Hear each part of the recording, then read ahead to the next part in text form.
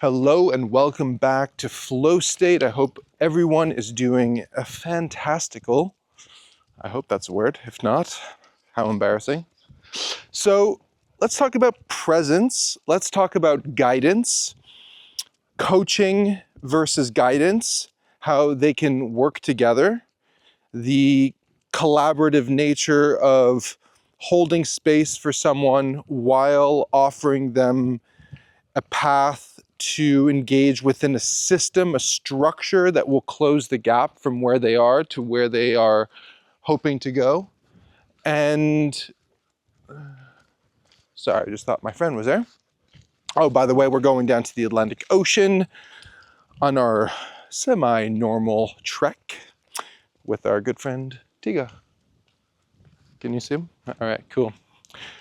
And it's also super fucking bright, so pardon the squinting. I might have considered wearing sunglasses. But anyways, so the subtle difference between coaching and guidance and the hybrid approach that I've taken that I feel is, let's say, best leverageable to the desired outcome, that isn't one thing, that is a combination of things. I love the idea of what a coach is. It's a word that is based on an old Hungarian word, koski, which means carriage or to carry forward. You know, another interpretation of it. The purpose of a carriage is to carry you forward from where you were to where you want to go. And that is what a coach does. The interesting thing about a coach is that they use all available tools and modalities to be able to realize this vision for their clients. So the word coach is applied in a very broad sense because it is really a broad,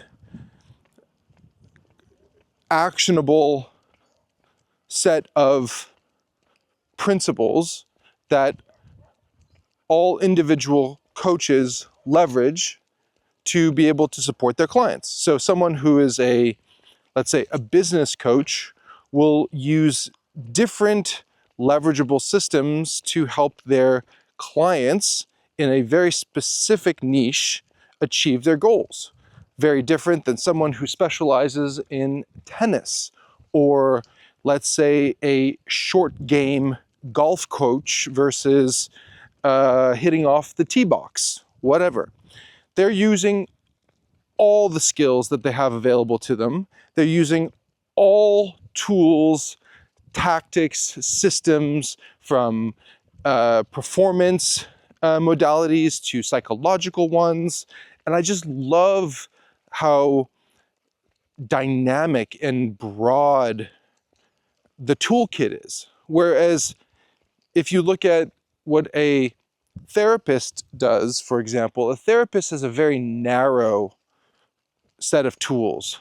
They've been trained in a very specific way, and they're leveraging those tools in accordance to the way in which they were trained. Just like a lawyer is really operating within a narrow field, right? They're specialists, like a surgeon who performs heart surgery or brain surgeon. They are, oh, this feels very fast. Kind of freaks me out that I can't see behind me. And so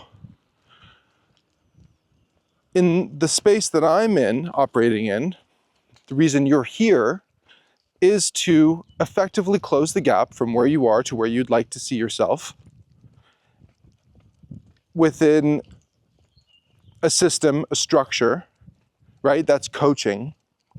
Leveraging a system that could have been developed by a coach, or different systems, different modalities to support their client in the most effective and transformative way possible, right? To get results.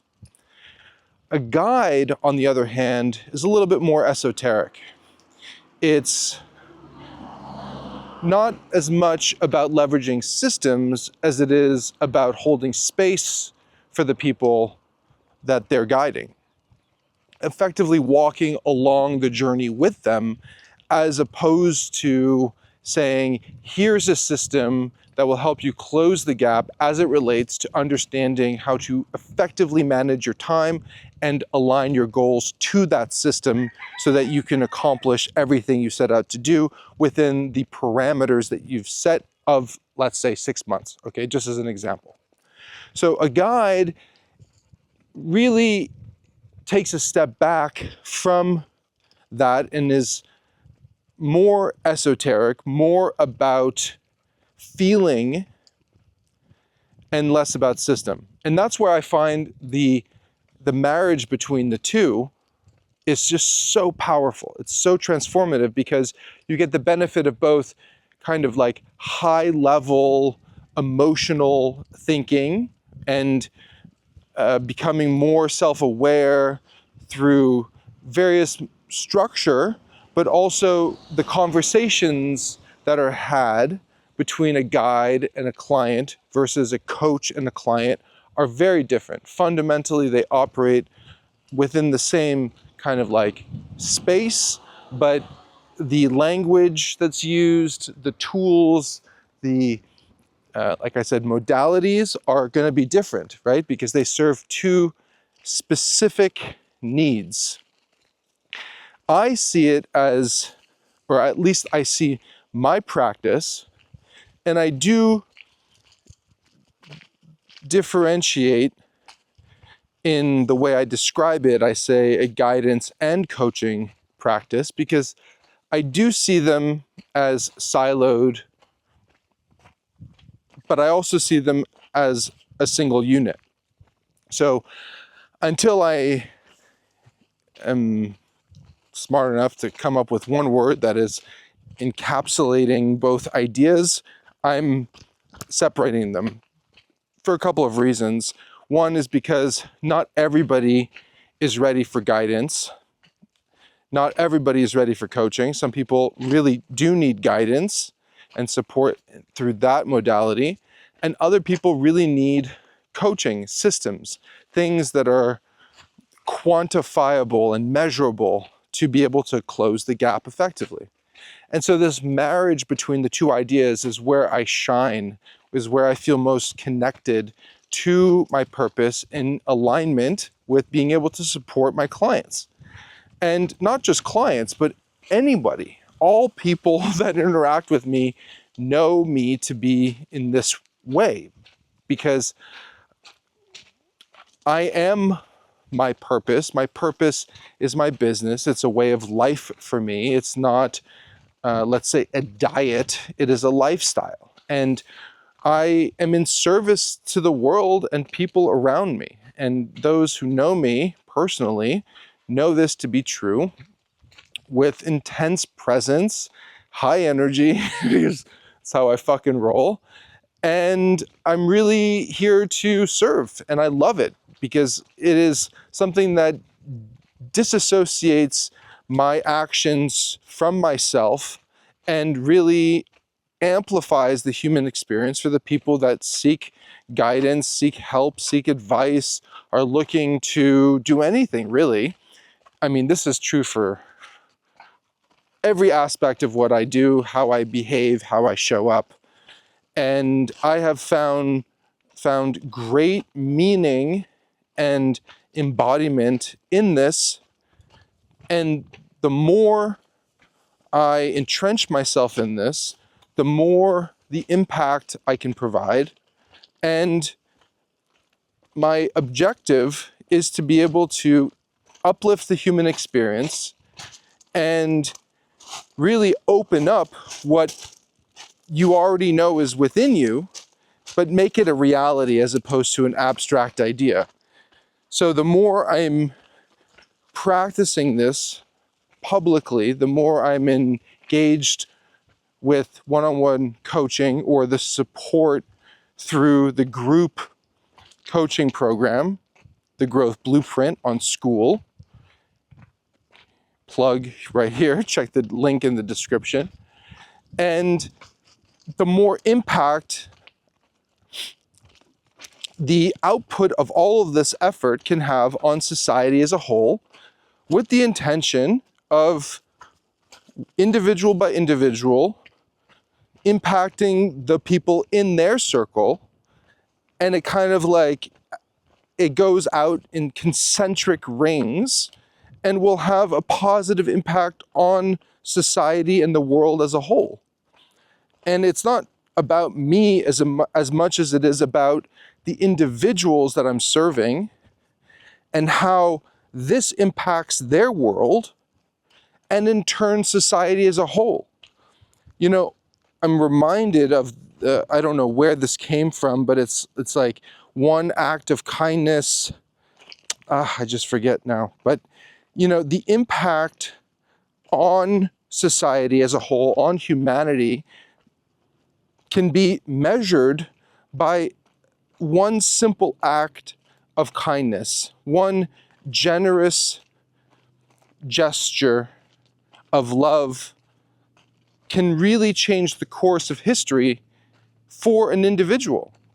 There are so many variable paradigms to be tapped into, and smiling, saying that you appreciate someone, asking them about their tattoo that's, you know, kind of being covered up, but not really, and really being present when they share with you the story behind it, and then using that to be able to share and relate to them on a personal level and connect on a human level.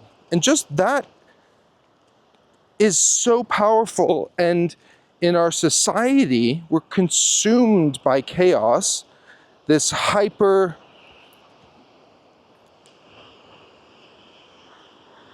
connected, hyper aggro, always on, 24 hours a day, never fucking stopping.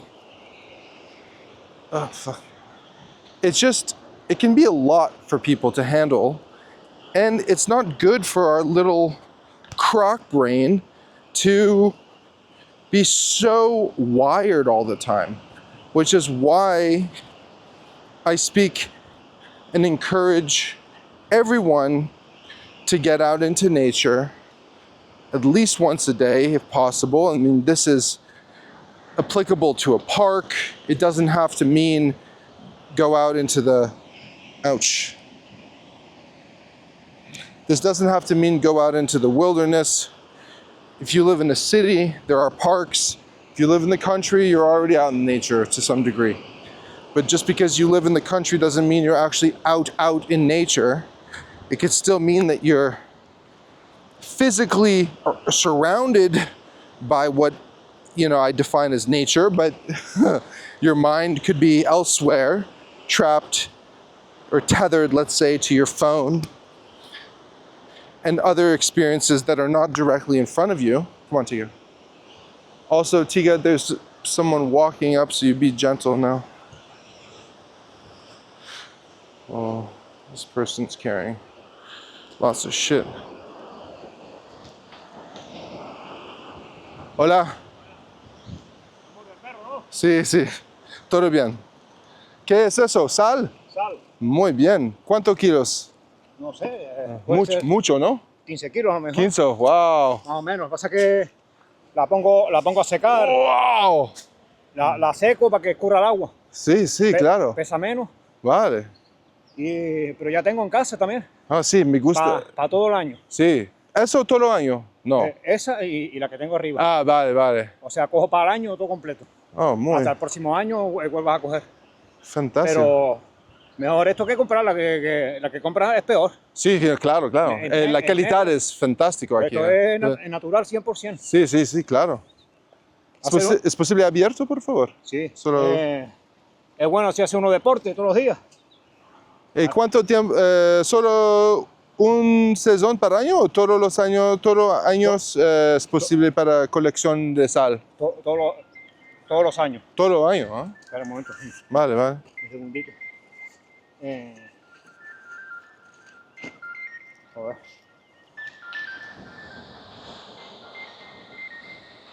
Oye, hey, no, no, estoy ya subiendo por aquí para arriba.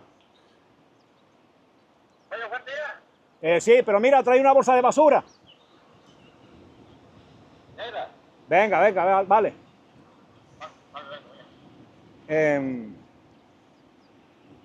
O sea, en verano siempre a partir del mes de abril para adelante, abril, mayo, junio, Sí, sí. ya se hacen ya charcos de sal.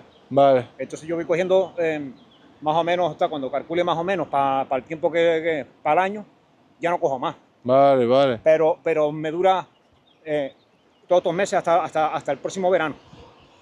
¿Sabes? Y siempre tiene salita para la comida, para todo. Sí, sí. Natural, me refiero. Con agua también, para minerales, muy bien. Es para todo, tío. Sí. La verdad que es una virguería.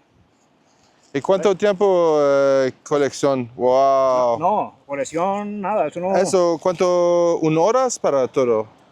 ¿Una hora? 1 hora para colección eso? ¿Para cogerla? Sí, ahora. Para cogerla tardó nada, en menos de 1 hora. Sal. Caridad. Súper. Caridad. Wow.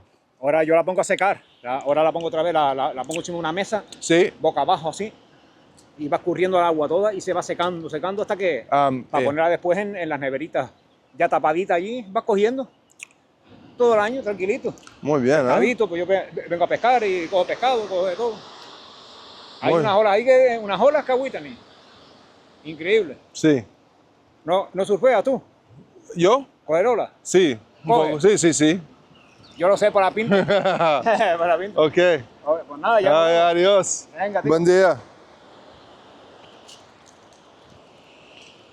That's fucking amazing. Oh man, I love it. That's some good salt. The last time we went down to a beach, had to trek down kind of like what we're doing now. We actually camped with the kids. We had a whole party, ate some mushrooms. It's fantastic. Anyways, there's this guy that basically set up his little vacation home down on the ocean and is spending a lot of time there during the summer. Anyways, he collects salt and he gave us a bunch. It's fantastic.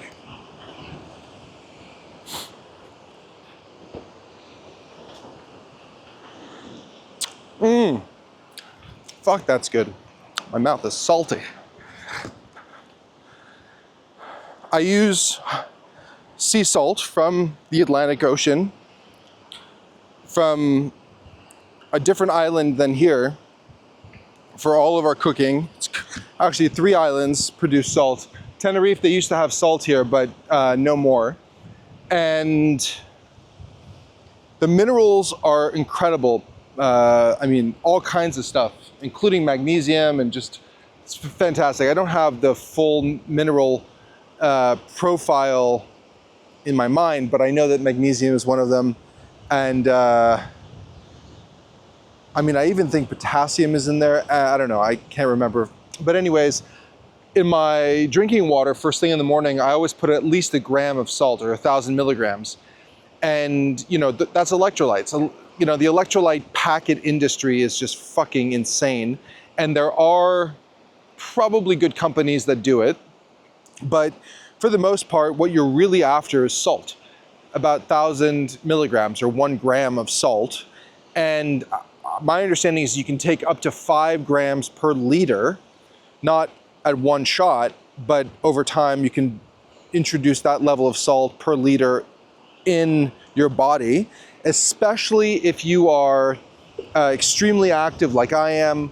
I mean, first thing in the morning to take 1 gram of salt, which is like a little pinch basically, depending on how coarse the salt is, in your water to rehydrate you first thing in the morning. You will feel it. It's like a whoosh of energy.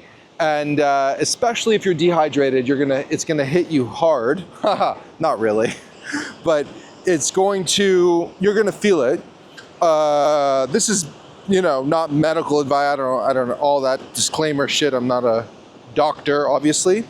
Not a good idea if you have any kind of medical issue like kidney issues or whatever. I mean, you know your body. But like Element, I'm sure you've heard of Element. They're a sponsor of many podcasts and the mega hype train of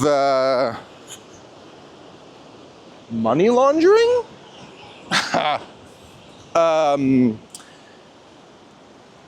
You know, like fucking that one athletic or that one greens company, athletic greens. Anyways, just be wary of all these companies trying to sell you a bunch of shit that you could get for extremely low cost.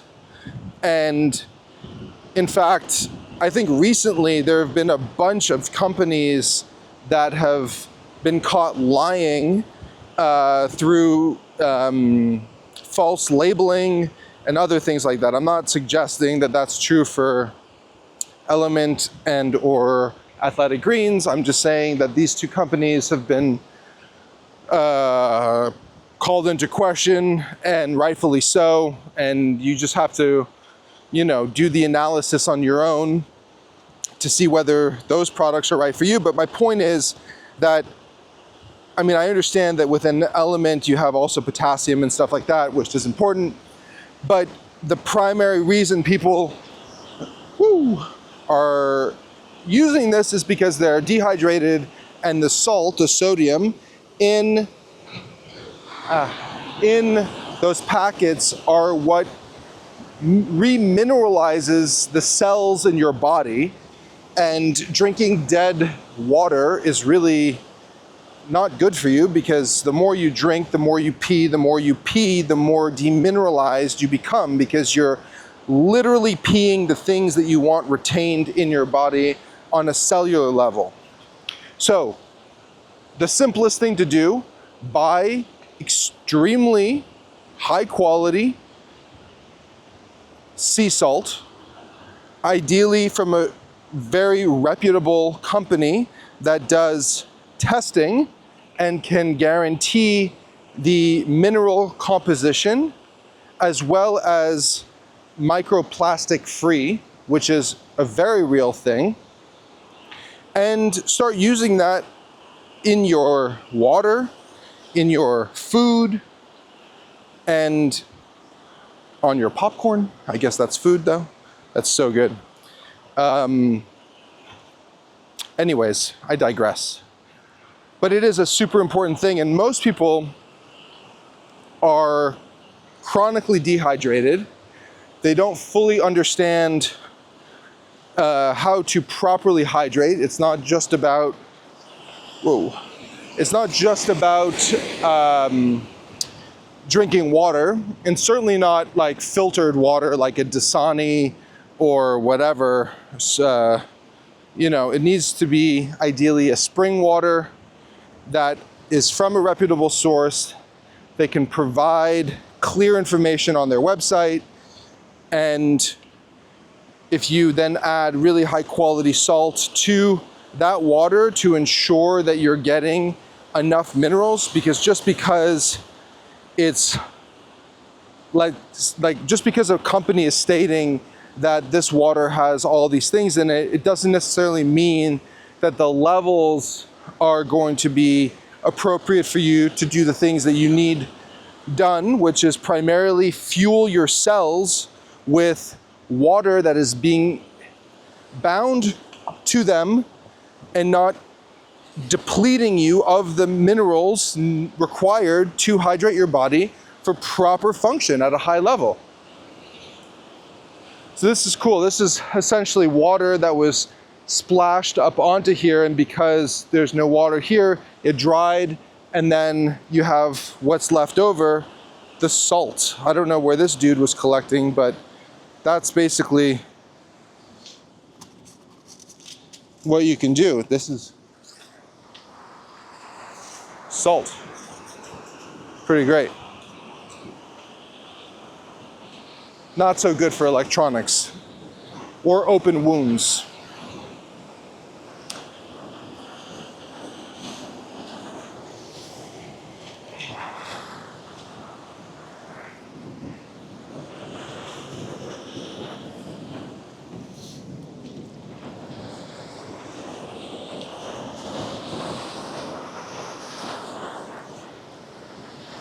All right.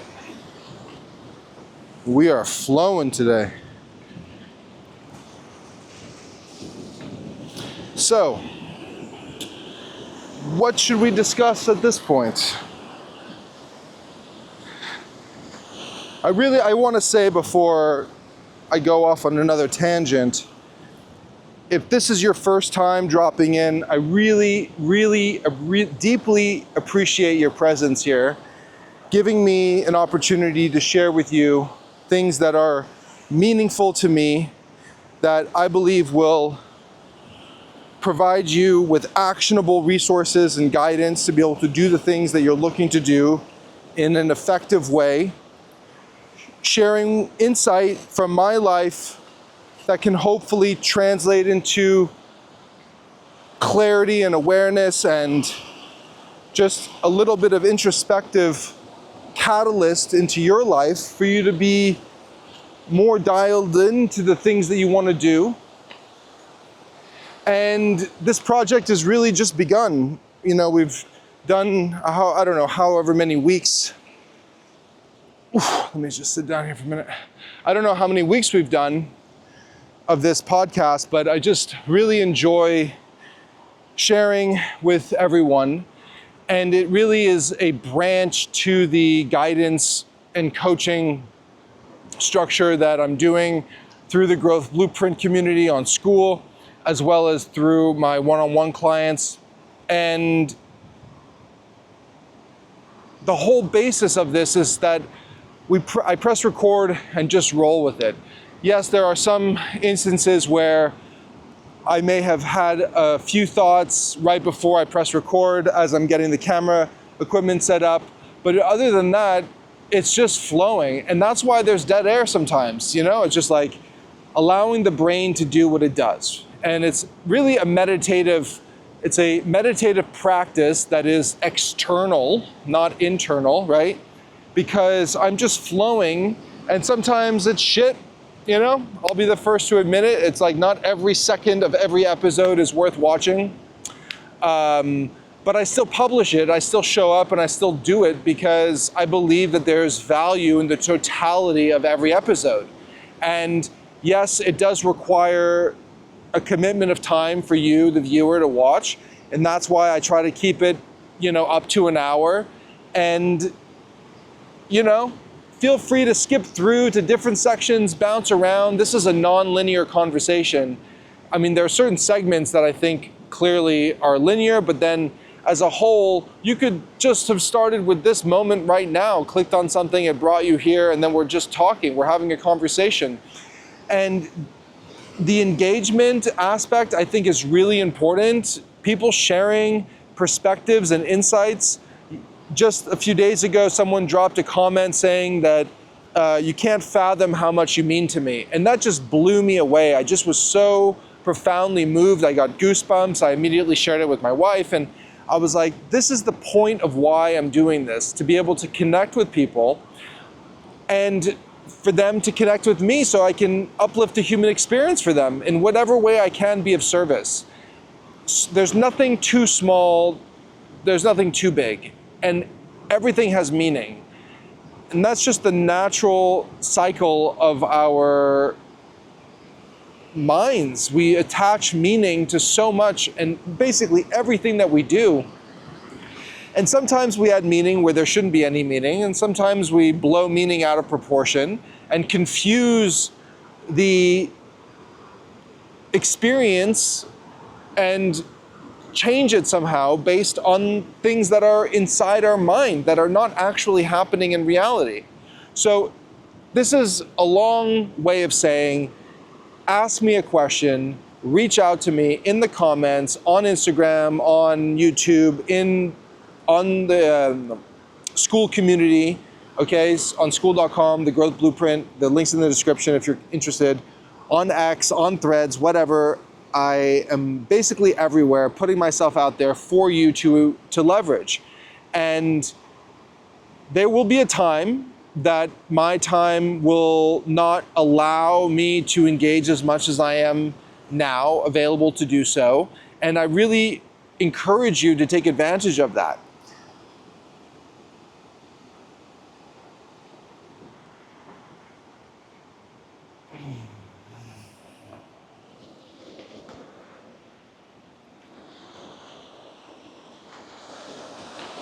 All right, we're just at the half-hour mark. I'm gonna take a quick picture. I'll be right back. All right, we're back. I haven't quite figured out how to take a still from the video to use as a YouTube thumbnail, so I have to pause and take a photo from the action cam. Anyways, this is not really super relevant.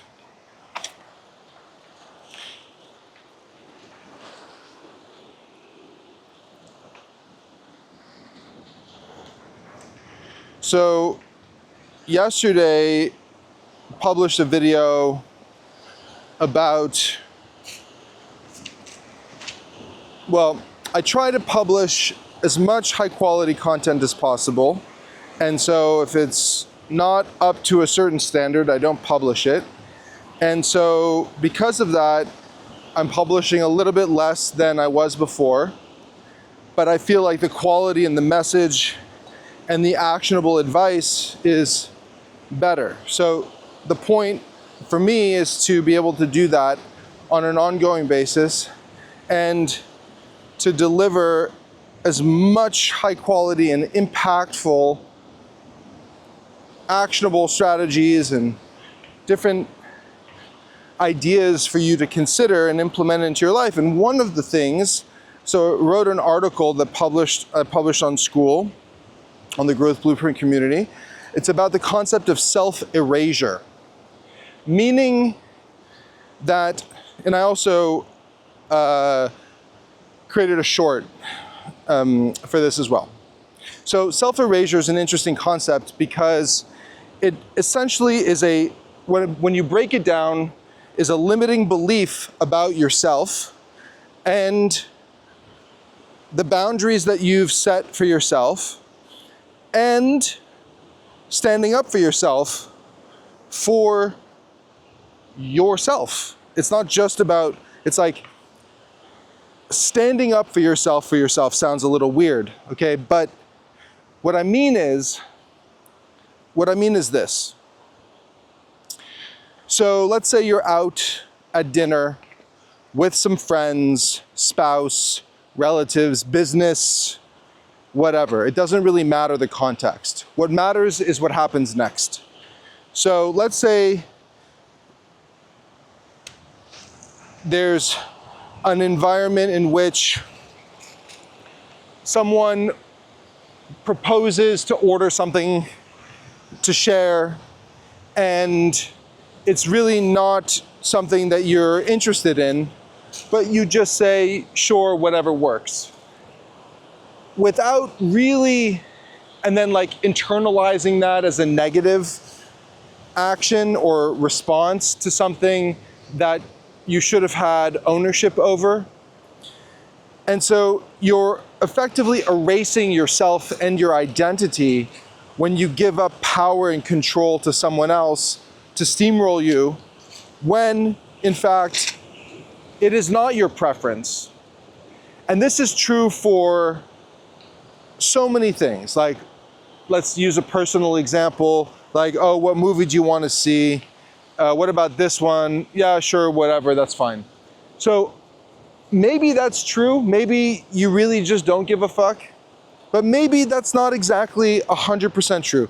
Maybe there's something inside you that has a negative reaction or a negative response to you even saying, sure, whatever works. Because deep down, you know that that's not the case. Deep down, you're essentially lying to yourself about your position to be appeasing to someone else. The empowered strategy is to speak up and express yourself in a way that is always polite, always respectful, but is clear in establishing what you want. And to take it to another level, I would suggest that basing all communication off of your needs is even more powerful. So, for example, someone is saying, like, I will just use the dinner example, like you're out with friends, whatever. And so a group of them is like, oh, let's share all of this, this, and this. And I'll use this example because I relate to this. It's like, well, internally I'm saying, oh, this is all carbs, fats, and, well, these are all carbs and fats, and there's not any protein here, and I prioritize protein because of my need to ensure that my body functions properly at the intensity that I enjoy. And without protein, I compromise my ability to participate in the activities that I enjoy because they fulfill me deeply. So that's like an internal monologue based on needs. But externally, it means voicing your need for protein, as an example. This is true in a business context, in collaborations, in meetings that are of more than just you. It is so important to stay true to yourself, grounded, right? And I know for those who have dropped in multiple times, I'm going to sound like a broken record, but only because I know how important this is. Grounded in your core values. So, just a quick overview of the two foundational pillars of the growth blueprint. Vitality, you need the energy to do what comes next. If you don't have the energy, it will be impossible for you to do anything. And then after that, you need to define how you show up in the world. Core values. It is foundational to every thought, every decision, every action, every choice you make. Whether you're conscious of it or not, you have values. It's best to define them through a specific process than it is for someone else to impose their values onto you. It's the difference between leading from your values with strength, with power, with clarity, with focus, or being in a position that is compromising your well-being, like the concept of self-erasure, and allowing yourself to succumb to someone else's needs and wants that don't necessarily align with yours. Obviously, if they recommend something that serves your needs, then fuck yeah, that's awesome. And I'm not saying that that isn't the case. I'm simply making a case for being self-aware to the point that you are comfortable expressing yourself when push comes to shove. When push comes to shove. This is especially important for young people because it really affirms how they're going to interact with the world around them in a way that is amplifying what they're looking to do, not being steamrolled into something that they don't want to do that isn't serving their interests. And I'm not talking about like skipping math because you think math is dumb, or not practicing reading to the point where you become fluent and you are reading to learn as opposed to learning to read, right? But what I am saying is that every time you just agree to agree without any prerequisite consideration for your needs, you're giving up your power, you're giving up your autonomy, and that's no way to live. Because once, twice, whatever, but it's a slippery slope to a place that can define relationships, business relationships, personal relationships, right? You find yourself acquiescing to someone else's needs consistently, and then things progress and you haven't been clear or set boundaries with that individual. And then next thing you know, you're in a romantic relationship or in a professional relationship with someone who just fucking walks all over you. And it becomes the new norm. It's like the new floor from which everything else gets created in that dynamic. That's not a way to live through your inner empowerment. That's a way to succumb to someone else and to be diminished at every possible opportunity. And, you know, I'm not suggesting that people that do this are malice and they have bad intentions. I mean, some people certainly do. I'm suggesting that it becomes a repeatable pattern for them just to live into, and then it becomes commonplace for you, and it just becomes the new normal. And you don't want that to happen because it erodes the fabric of your existence on such a granular level. You don't even fully become aware of the fact that it's happening until it's too late, until you know, it's like the person who's always so easygoing and then fucking loses their shit over like the most mundane thing. Well, it's not at all because of that mundane thing. It's because of the fucking 10 years of shit, or the 6 months or the 3 weeks or whatever of them not voicing their opinion, of them not voicing their strength, not voicing their commitment to themselves to speak up. I know plenty of people like that. It's a very sad situation, especially the more time goes on, because there's only so much you can do at that point where it's like the pot of water is already at a raging boil and there's nowhere else for the water to go inside the pot. So what happens? It overflows and it fucking burns. So grounding yourself in core values, being in alignment with your values, reaffirming every day what you believe, what you stand for, how you choose to show up when no one's around, when everyone's around.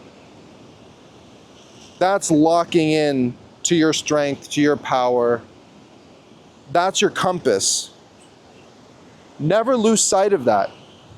It's not to say you can't adapt and change and modify over time, but you need a foundation grounded in reality, grounded in truth in order to get there. And in order to even begin, you need to have the energy, to have the bandwidth to get through it, because it's taxing. It's not this quick thing that you can just embark on and get results right away.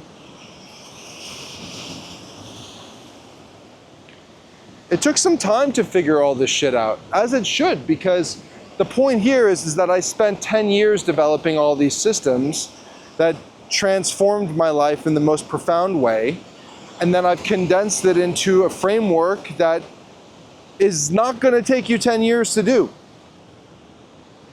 I can't tell you how long it's going to take you to go through the growth blueprint, and that's a case by case, individual by individual, whether it's guided or not, whether it's a group effort or whether it's one-on-one. It could be a month, it could be 6 months. That's up to you, how much effort you're willing to put up to do the work. No one's going to do the work for you. The concept of self-erasure is so important to be aware of because people are being bullied, steamrolled, cast aside in the most kind of like nuanced, undertoned way. And that's not fucking good. It's not good for society. It's not good for groups looking to empower each other. It's not good for the individuals that are looking to enact positive change around the world and help people.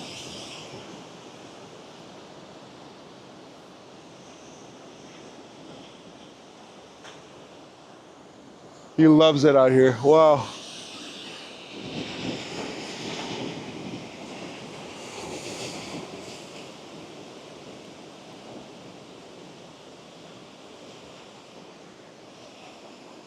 Tiga.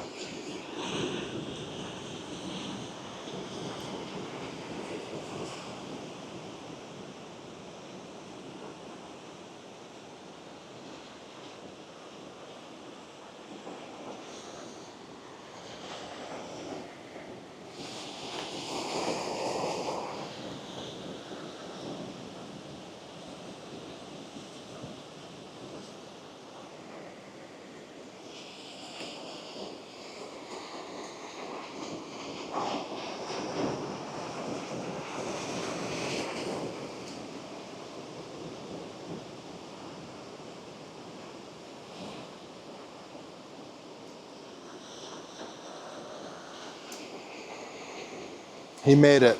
All right, cool. All right, let's embark up the mountain. How aggressive are we going to do this today? I don't know. I guess we will find out.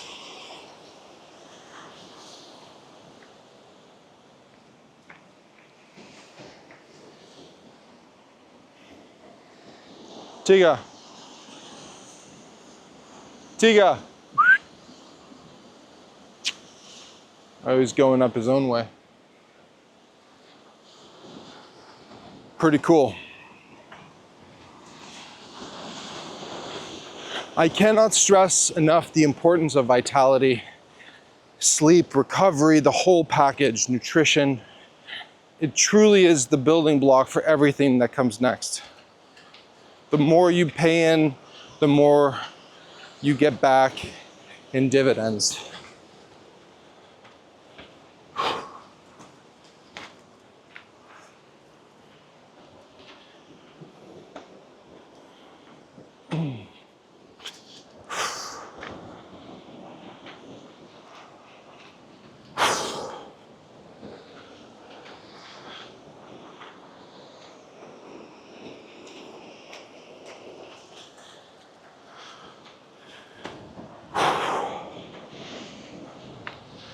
All right, I'm not going to speak for a moment.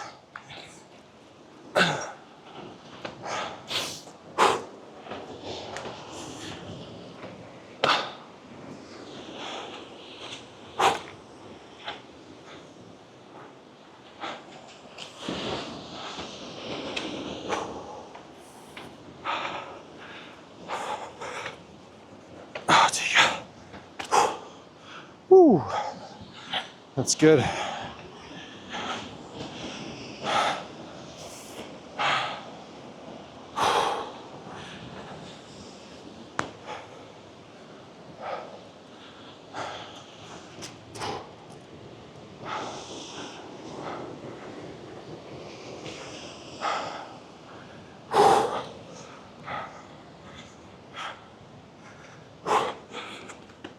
Oh man. Whew.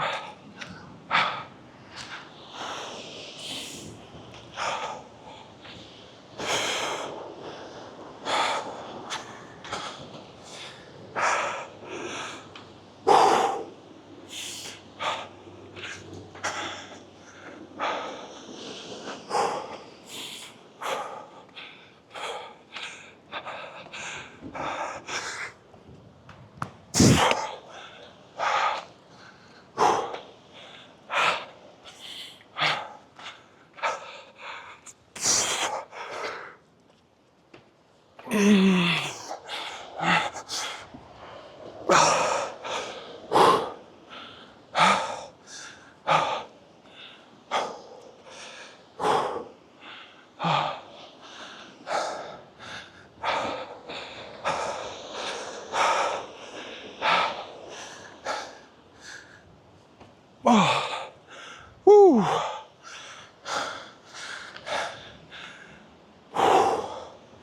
That's so good.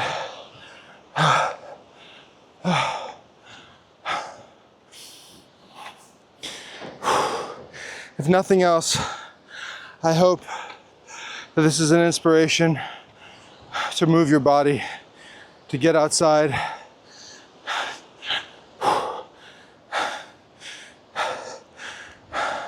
I think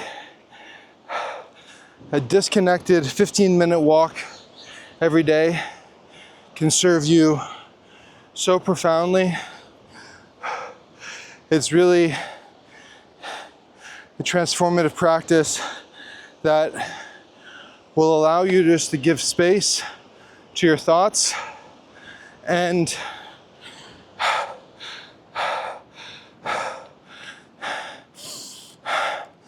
being on your own path of self-discovery, being your own guide, is truly discoverable in the silent gaps, right? It's like meditation, 15 minutes, get outside, go for a walk in the park, around the block, doesn't much matter, leave your phone behind.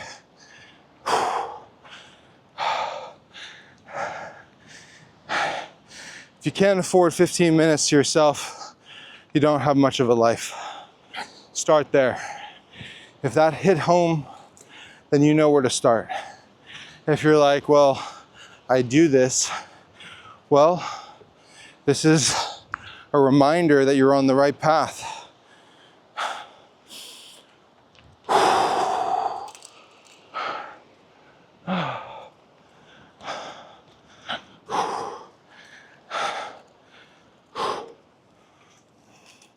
So cool meeting this dude who just harvested a bunch of salt from the ocean. It's so heartwarming, really. You know, we've been so disconnected from the process of where and how we get our food and minerals, and all of this is such an integral part of survival, and yet we're so disconnected. I mean, especially in Western countries, you go into grocery stores, everything's fucking in plastic, shrink wrapped. It's like to go and find whole animal butcher shops, it's a thing.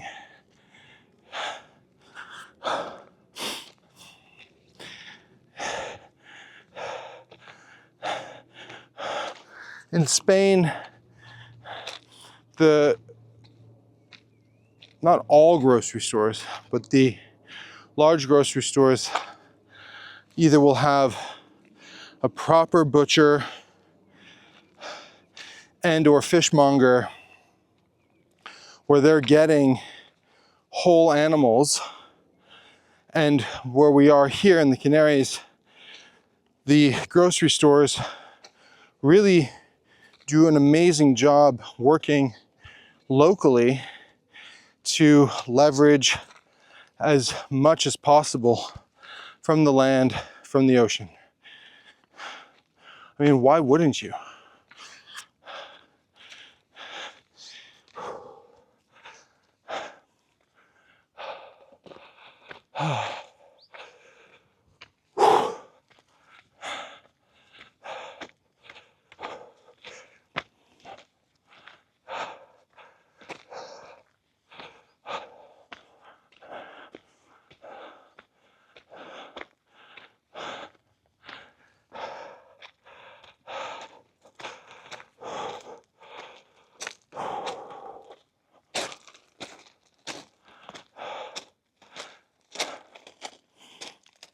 Woo.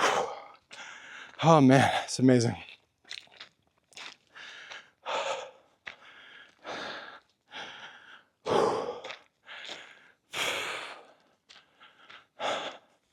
There's nothing quite like feeling the rush of increased blood flow, endorphins, just a deep connection to your body, its capacity to propel you forward, than with cardio. I used to run a lot, and I shifted back into weight training, resistance training more than before. It was like more cardio, less resistance training. Then there was like a rhythm of running one day, lifting another, just like cycling this pattern. And then recently it's just been a little cardio, warming up for the resistance training, and then doing these excursions, which, you know, are pretty taxing cardiovascular in terms of, I can't even talk, in terms of taxing your cardiovascular system. These little explosive moments, I think, are really where it's at. You don't have to do as much, and as long as your heart rate is elevated for a sustained period of time, you're fucking golden. And that's why the 15-minute walk is so powerful, because within 15 minutes, if you're walking, you have a brisk pace where you're slightly out of breath. I mean, kind of on the threshold of zone 2, zone 3. I think you could probably sustain that pretty quickly after a little practice. And once you do that every day, I mean, you're set. The requirements for maintaining cardiovascular health are so low, and it doesn't cost you anything. It gets you out in nature. It helps your body, clears your mind, reduces stress, keeps you alive longer. I mean, the idea of not doing it is kind of an insane thing.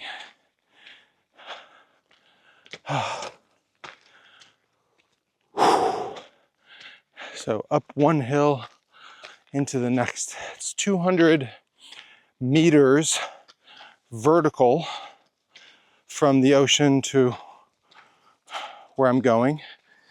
And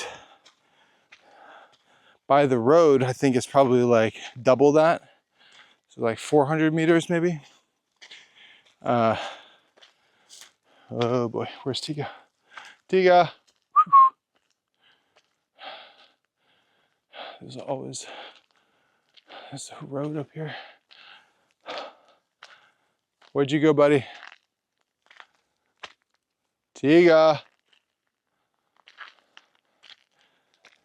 Tiga!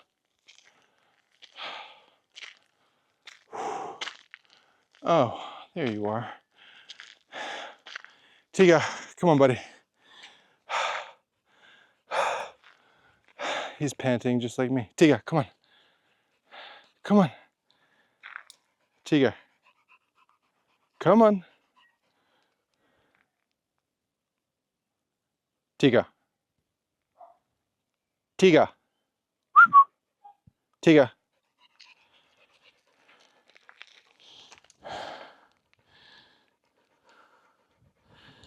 All right. I don't know if you can see the road going up. It's quite steep.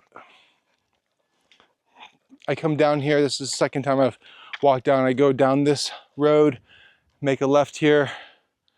I'll show you the view. This is pretty great. Basically every day I have a client that lives down there. It takes about 12 minutes to walk down, a little bit longer to walk up, but I love it. It gets me primed in the morning. It's fantastic. There's a club down there with a gym. Training 3 clients actually at the same place at different times. It was fantastic. And I do get a little lazy sometimes, like all of us, and I drive, maybe when I'm pressed for time. But I really do make a considerable effort because I know the impact that it has on my well-being. Also, this is fennel. This is a fennel bulb, which is pretty awesome. Just growing off the side of the road. You can definitely forage here. There's tomato plants, there's all kinds of stuff growing. It's pretty amazing. Part of these excursions, wherever you live, getting out in nature, without your phone, without, oh, these are also, are these fruit? Oh no. There's some berries that are enclosed. Oh yeah, this is tomato here. This is tomato, look, and they're growing. Little cherry tomato.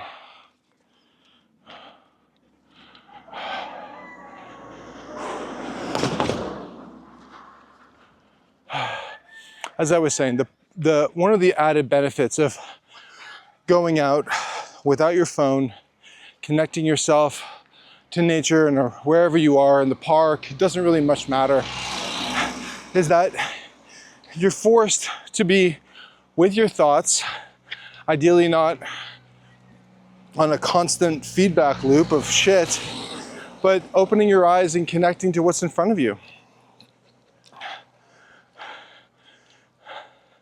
It's one of the most grounding things you can do. Just be aware of your surroundings. You don't have to add meaning to anything. Birds chirping, dogs, kids, families, whatever the case is, okay? Just try to be present, observe what's in front of you without judgment, without labeling, without analysis. This is a great practice for resetting your nervous system, driving and connecting yourself to something bigger. Okay, 29%, we got it.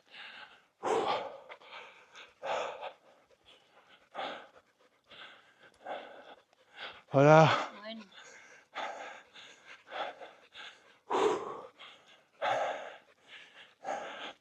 This woman could be in her 70s walking up this hill.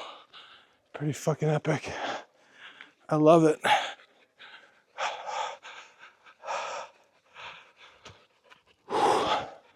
My kids and I go down and do the walk we just did, and we go swimming in the ocean, walk back up. It's awesome. If you have kids, spending time in nature with them is unbelievable. Especially because of how connected they most likely are to electronics and other stimulus. It doesn't have to be like an all-day big fucking thing. It's just getting out 20 minutes, an hour, 2 hours, whatever. Making it a practice.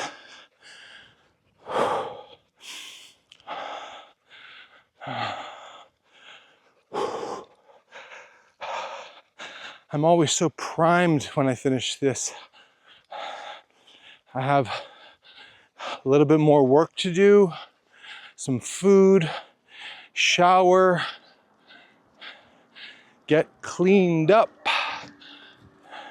A group of friends, we host a mastermind community where we get together every once in a while and share about business related matters, how we can support each other. Kids are around playing in the background. Beautiful view. It's It's actually just down the road. Maybe a little wine, maybe some cheese. Maybe I'll eat some mushrooms. You know, it's a vibe.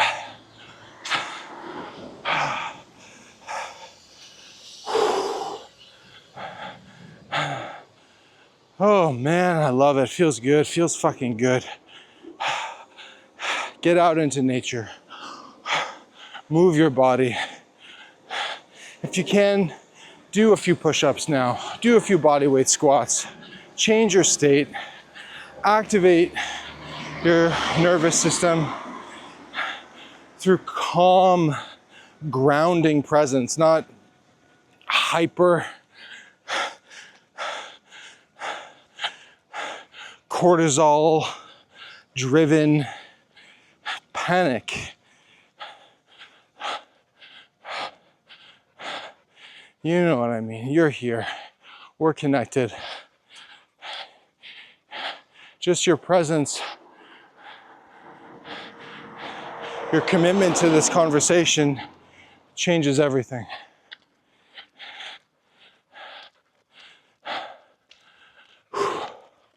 Almost home. Thank you so much for dropping in with me. It means the world to me that you took time out of your day, made time for yourself. Most importantly, if you found value in this video and our conversation, please subscribe, like, leave a comment, engage with me.